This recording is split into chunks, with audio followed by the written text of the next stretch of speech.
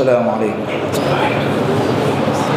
نحمده ونصلی علی رسولہ الکریم اما بعد۔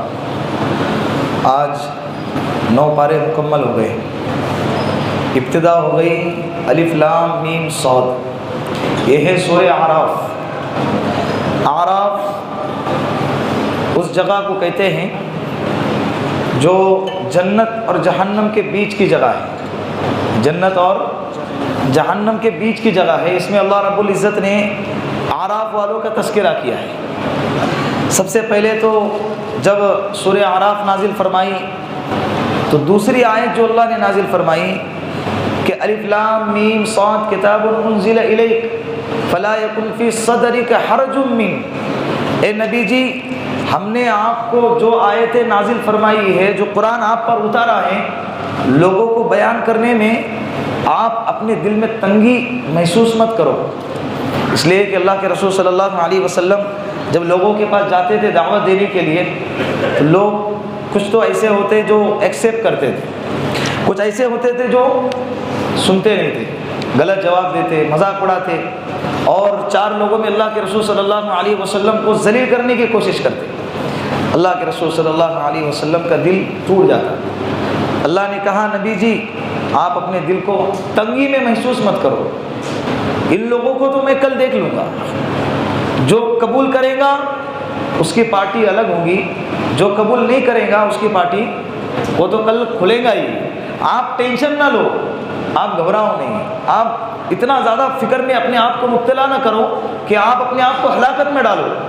اللہ نے ان کو تسلی دی۔ یہ آج کے زمانے میں بھی کام کرنے والے، جو دین کے کام کرنے والے ہیں اور امر بالمعروف نہی عن المنکر کرنے والے ہیں، ان لوگوں کو اس سے ایک سبق ملتا ہے کہ اللہ کے رسول صلی اللہ علیہ وسلم کو جس طرح سے اللہ نے تسلی دی ہے، ایسے آج کے دور میں ہم لوگوں کو بھی اللہ نے تسلی دی ہے کہ ہمیں بھی آج کے دور میں ایسے لوگ ملیں گے جو آپ کا مذاق اڑائیں گے، آپ کے دین کا مذاق اڑائیں گے، آپ کے راستے کا مذاق اڑائیں گے۔ جب آپ ان کو صحیح بات بولنے کے لیے جاؤ گے تو ہو سکتا ہے کہ قبول کریں، ہو سکتا ہے کہ وہ آگے سے غلط جواب دے دے یا الٹا جواب دے دے۔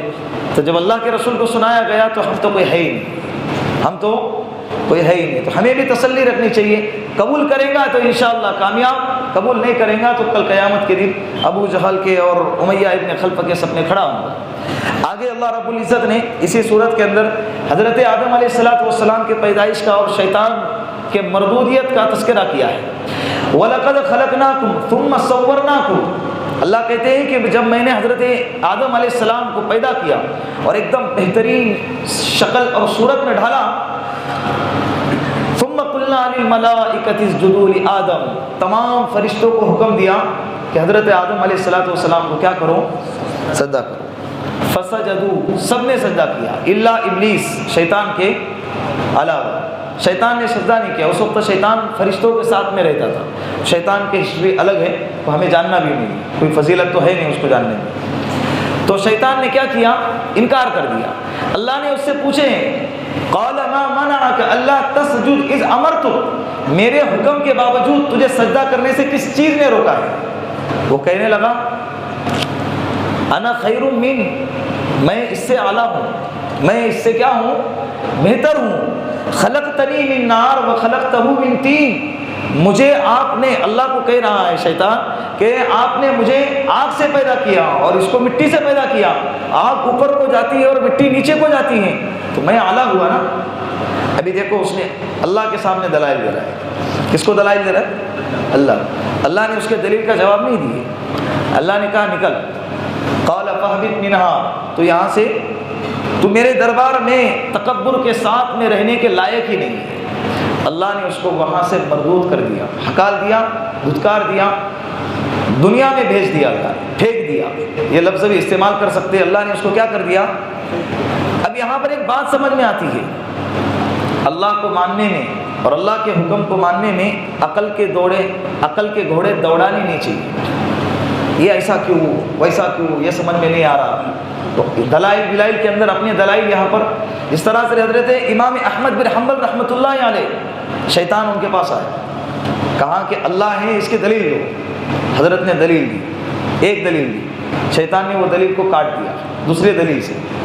پھر حضرت نے دوسری دلیل دی، امام تھے وقت کے، تو اس دوسری دلیل کو بھی شیطان نے کیا کر دیا؟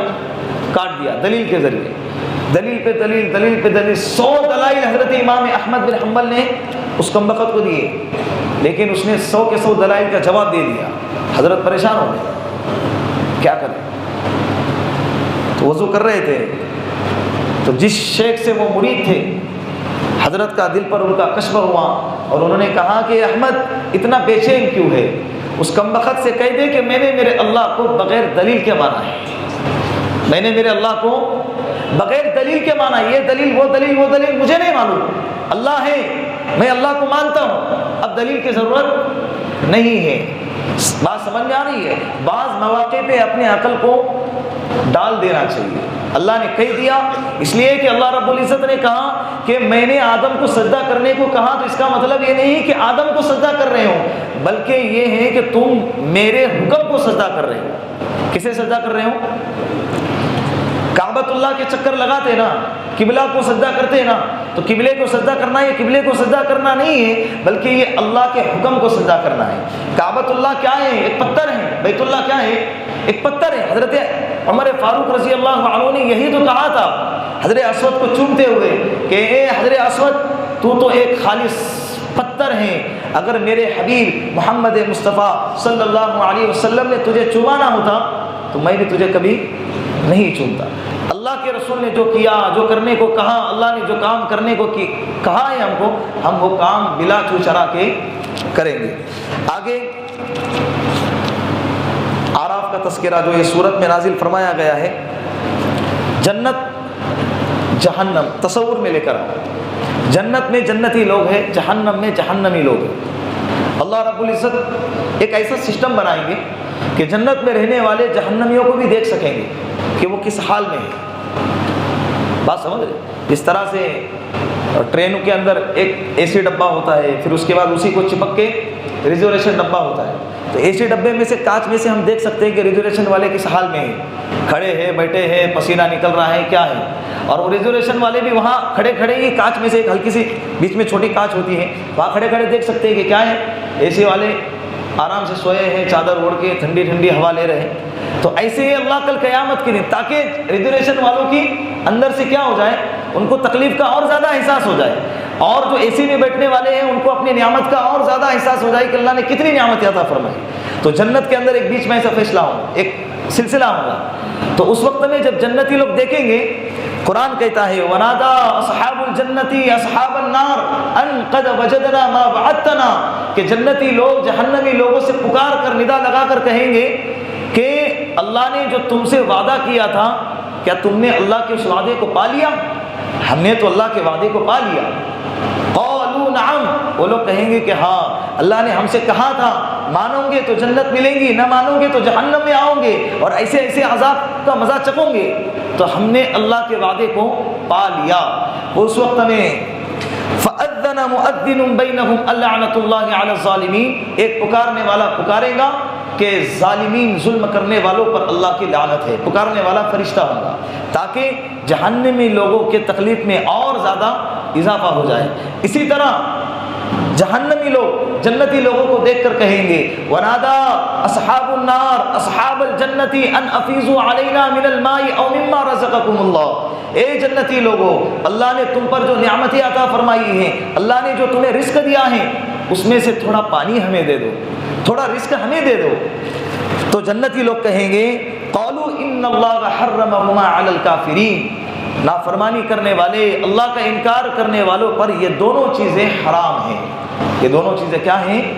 حرام ہیں۔ چوتھے پارے کے اندر اللہ نے بندوں کو ایک بہترین رائے دی تاکہ ہمارا ہی بھلا ہو جائے۔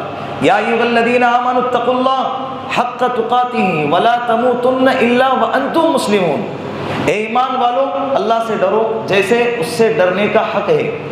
یہ کہا، پھر آگے کہا کہ دیکھو جب بھی مرنا نا مسلمان ہو کے مرنا تاکہ میں تمہیں بخش سکوں۔ اللہ کیا کہہ رہے ہیں؟ کیا کہہ رہے؟ جب بھی مرنا تو اس حال میں مرنا کہ تمہارا خاتمہ ایمان پر ہو، اسلام پہ ہو، تاکہ میں تمہیں معاف کر سکوں۔ ایمان نہیں تھا تو نبی کے چچا کو بھی اللہ کل قیامت کے دن معاف نہیں کریں گے۔ حضرت ابراہیم علیہ السلام کے ابا ہیں آزر، ایمان نہیں تھا۔ حضرت نوح علیہ السلام کی بیوی ہیں، ایمان نہیں تھا۔ نبی کی بیوی، ایمان نہیں تھا۔ ایک بیٹا کنعان لکھا ہے جس کے بارے میں نام، اس کے پاس بھی ایمان نہیں تھا، کل قیامت کے دن اللہ اس کو بھی معاف نہیں کریں گے۔ بلال حبشی حبشہ سے چل کر آئے تھے، کالے کلوٹے غلام تھے، مال کے اعتبار سے کچھ بھی نہیں، لیکن ایمان لائے تو کل قیامت کے دن اللہ کے رسول نے کیا فرمایا؟ بلال جب میں قبر میں سے اٹھوں گا تو بلال میرے سامنے اذان دیتے ہوئے آگے آگے چلے گے۔ کیا شادی، کیا خاندان، کیا مالداری، کیا حسن، کیا جمال، کچھ بھی نہیں، کیا تھا؟ بولو نا، ایمان۔ اور اللہ نے آج ہمیں وہ دیا ہے، ہر دعا میں ہر وقت میں اللہ سے مانگنا چاہیے، اے اللہ زندہ رکھے، ایمان پہ رکھے، جب زندگی کا آخری وقت آئے تو اللہ ایمان کے ساتھ بلا لے۔ اتنا تو کر سکتے ہیں نا۔ مسواک کی پابندی کرنے سے بھی علماء نے لکھا ہے کہ خاتمہ ایمان پر ہوتا ہے، سنتوں کی پابندی کرنے سے بھی خاتمہ ایمان پر ہوتا ہے۔ دوسری بات، ابھی اسی اعراف میں سے مین مدعا، مین پوائنٹ، یہ جنتیوں کا تذکرہ ہو گیا، جہنمیوں کا تذکرہ ہو گیا۔ بیچ میں ایک ایسی دیوار ہوگی جو نہ جنت میں ہوں گی نہ جہنم میں ہوں گی۔ اس دیوار پر کچھ لوگ ہوں گے جس کو اعرافی لوگ کہیں گے، وہ نہ جنت میں نہ جہنم میں۔ وہ کون لوگ ہوں گے؟ جن کے گناہ بھی برابر اور جن کی نیکیاں بھی برابر ہوں گی، وہ بیچ میں لٹکے ہوئے ہوں گے۔ ویٹنگ لسٹ کہتے ہیں، ابھی تک اس کا کنفرم ہوا نہیں۔ تو وہ لوگ جنتیوں کو دیکھیں گے اور ان کو پکار کر کہیں گے، ونادا اصحاب الاعراف رجالا يعرفونهم بسيماهم ونادوا اصحاب الجنت ان سلام علیکم، اے جنتی لوگ تم پر سلامتی ہو۔ اس سے پتہ چلا کہ کل قیامت کے دن جنت کے اندر سلام دعا بھی چلتا رہے گا، اس لیے کہ سلام دعا سے کیا ہوتا ہے؟ دل میں محبت پیدا ہوتی ہے۔ اسی لیے دنیا کے اندر بھی سلام کیا کرو، افشوا السلام بینکم، سلام کو اتنا عام کرو کہ لوگوں کے دلوں میں محبت پیدا ہو جائے۔ اور ایک ظاہر بات ہے، سلام کرنے سے لوگوں کے دلوں کی نفرتیں کم ہو جاتی ہیں۔ اللہ کے رسول نے فرمایا، جس کو جانتے ہو اس کو بھی سلام کرو، جس کو نہیں جانتے اس کو بھی آج چہرہ دیکھ کر سلام کرتے ہیں۔ یہ اسلام کا طریقہ نہیں ہے۔ ایمان والا ہے نا، ابھی جب کسی کی شکل سے یہ بھی ظاہر نہیں ہو رہا ہے کہ وہ مسلمان ہی نہیں ہے تو اس میں ہمارا کیا قصور ہے کہ ہم اس کو کیسے سلام کریں؟ اب سامنے والا کہیں گا کہ تم نے مجھے دیکھ کے سلام نہیں کرا۔ ارے تجھے دیکھ کے پتہ کیسے چلے گا کہ تو ایمان والا ہے؟ کیا علامت ہے تیرے چہرے پہ؟ نہ شکل پہ سنت طریقہ ہے، نہ چہرے پہ داڑھی ہے، نہ لباس سے، نہ اپنے کچھ حرکتوں سے لگتا ہے کہ تو ایمان والا ہے۔ تو مجھے تیرے پیشانی میں تھوڑی لکھا ہوا ہے کہ تو مسلمان ہے میں تجھے سلام کروں، وہ تو انسان کے کردار سے سمجھ میں آئے گا نا۔ آگے 9واں پارہ شروع ہو گیا، انفال، سورۃ الانفال نازل ہو گئی۔ سورۃ الانفال، انفال یہ نفل کی جمع ہے، نفل کہتے ہیں نفل نماز، ایکسٹرا زائد چیزیں، لیکن اس سورت کے اندر سورۃ الانفال میں جس کا تذکرہ ہے اسے کہتے ہیں مال غنیمت۔ کیا کہتے ہیں؟ مال غنیمت۔ اس میں اللہ رب العزت نے غزوہ بدر کا اور جنگوں کا تذکرہ کیا، جنگوں کی ترتیب بتائی، اس کے اصول بتائے، اور جب مال غنیمت ہاتھ آئیں گا تو مال غنیمت کو تقسیم کرنے کا طریقہ بھی بتایا ہے۔ اس کے اندر ایک آیت ہے، اس کا میں آپ کو ترجمہ کر کے سناتا ہوں۔ فَلَمْ تَقْتُلُوهُمْ وَلَكِنَّ اللَّهَ قَتَلَهُمْ وَمَا رَمَيْتَ إِذْ رَمَيْتَ وَلَكِنَّ اللَّهَ رَمَى۔ اللہ کہہ رہے ہیں غزوہ بدر کا جب موقع تھا، ادھر 313 ہے، سامنے 1000 کا لشکر ہے، ہتھیاروں سے لیس، تلوار، گھوڑے، نیزہ، سب کچھ، اور یہاں نہایت لکڑیاں ہیں، کسی کے پاس تلوار نہیں، گھوڑے نہیں، پیدل ہیں دھوپ میں، اور رمضان 17 رمضان ایسی حالت میں میدان میں اترے۔ جب جنگ کا موقع آیا تو اللہ کے رسول صلی اللہ علیہ وسلم نے اپنے ہاتھوں میں مٹی اٹھائی اور اس کو دشمنوں کی طرف پھینک دیا۔ بعض روایتوں میں لکھا ہے کہ اللہ کے رسول نے 3 مرتبہ مٹی میں اپنی مٹی کو لیا، دائیں طرف پھینکا، بائیں طرف پھینکا اور ایک سامنے پھینکا۔ تو اللہ کہہ رہے ہیں فَلَمْ تَقْتُلُوهُمْ وَلَكِنَّ اللَّهَ قَتَلَهُمْ، تم نے ان کو قتل نہیں کیا بلکہ اللہ نے ان کو قتل کیا ہے۔ وَمَا رَمَيْتَ إِذْ رَمَيْتَ وَلَكِنَّ اللَّهَ رَمَى، تم نے مٹی نہیں ڈالی ہے، مٹی کس نے ڈالی ہے؟ ایک مٹی میں کیا ہوتا ہے؟ تم نے بس پھینکا، اللہ نے اس کو دشمنوں کے آنکھوں کے اندر پہنچا دیا۔ بعض مفسرین نے اس آیت کے تشریح میں اس واقعے کو بھی نقل کیا ہے کہ جب اللہ کے رسول صلی اللہ علیہ وسلم ہجرت کرنے کے لیے ارادہ کر چکے تھے. حضرت ابوبکر صدیق سے فرمایا کہ تیار رہنا آج رات میں, آج نکلنے کا حکم ملا ہے. حضرت علی رضی اللہ عنہ سے کہا کہ علی یہ میرا بستر ہے, دشمنوں نے پلاننگ بنائی ہے مجھے قتل کرنے کی, مجھے نکلنے دیں گے نہیں, یہ میرا بستر ہے, تم میرے بستر پہ سو جانا, اور یہ فلاں کی امانت ہے صبح اٹھ کے دے دینا, یہ فلاں کی امانت ہے. اللہ کے رسول صلی اللہ علیہ وسلم صادق الامین تھے, سچے تھے اور امانت دار تھے. دشمن رہنے کے باوجود کفار مکہ اللہ کے رسول کے پاس اپنی امانتیں رکھتے تھے, اس لیے کہ وہ جانتے تھے کہ یہ خیانت کبھی نہیں کرے گا. تو اس کا عالم تو دیکھو کہ جا رہے ہیں ہجرت کر کے, ایسی کیفیت میں بھی اللہ کے رسول کو مالکوں کی امانت پہنچانے کا خیال ہے. یہاں پہ جان پر آن بڑی ہے. وہی دشمن جو مارنے کے لیے تلے ہوئے ہیں, انہی کی امانت کو اللہ کے رسول کیا کر رہے ہیں, پہنچانے کی ترتیب بنا رہے ہیں. حضرت علی سے کہا فلاں, پوری لسٹ دے دی حضرت علی کے ہاتھ میں, اور ان کو اپنے بستر پر سلا دیا, چادر وغیرہ اڑا کے. اب باہر دشمنوں کا ٹولہ تلوار, ننگی تلوار لی اللہ کے رسول کو قتل کرنے کے لیے کھڑا ہوا ہے. اس لیے کہ ان کو بھنک لگ گئی تھی کہ آج اللہ کے رسول نکلنے والے ہیں. تو جب دیکھا اللہ کے رسول صلی اللہ علیہ وسلم نے کہ باہر ایک ٹولہ ہے دشمنوں کا جو مجھے قتل کرنے کے لیے کھڑا ہے, تو ہاتھ میں مٹھی میں ایک مٹی لی اور وَجَعَلْنَا مِن بَيْنِ أَيْدِيهِمْ سَدًّا وَمِنْ خَلْفِهِمْ سَدًّا, سورہ یاسین کی آیت کریمہ تلاوت کرتے ہوئے دشمنوں کے چہرے کی طرف پھینک دیا.